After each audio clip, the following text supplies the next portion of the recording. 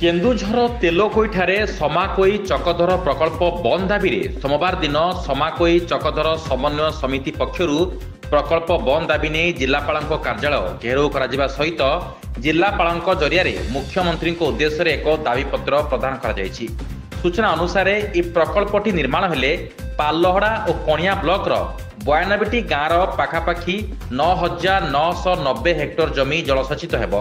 अन्य पक्षरे प्रकल्प हेबा फल केन्दुझर जिलार तेलकोई ब्लॉक पाखापाखि 414 हेक्टर जमी जलमग्न हेब एवं तार भितरु 158 हेक्टर निजस्व जमी पाखापाखि 54 हेक्टर जंगल जमी एवं 170 हेक्टर अण जंगल सरकारी जमी रही।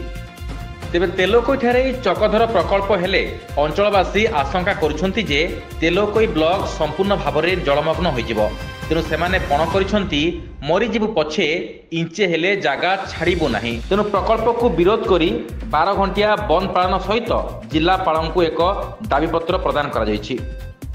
सेपटे दाबी को समर्थन जणाइछंती कांग्रेस एवं बीजेडी। प्रतिवाद और विक्षेप को कांग्रेस और बीजेडी समर्थन करुवा बेले आज एथिरे कांग्रेस वरिष्ठ नेता निरंजन पट्टनायक समेत जयदेव जेना एवं बीजेडी तुंग नेता माने जोग देथिले।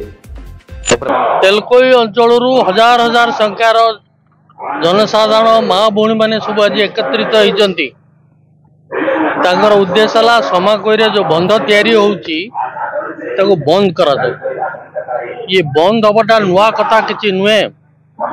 80 मसीहा पूर्वर जो सरकार थिले से बंद करने निष्पत्ति करते 80 मसीह जो कांग्रेस सरकार आसला से जलसेचन मंत्री थी से स्थानीय समस्या देखी एवं बृहत अंचल बुढ़ी अंचल